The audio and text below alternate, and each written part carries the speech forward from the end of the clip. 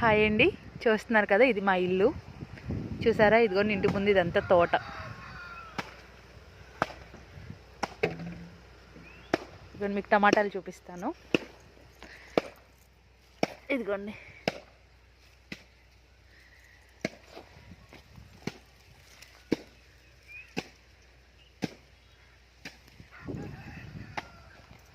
ఇదిగోండి ఇవి బంతిపూలు,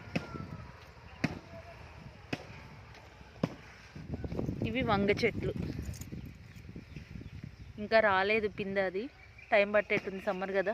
డ్రిప్ ఇప్పుడే వాటర్ వస్తున్నాయి, దాన్ని డ్రిప్ వేయించేసాం మొత్తం.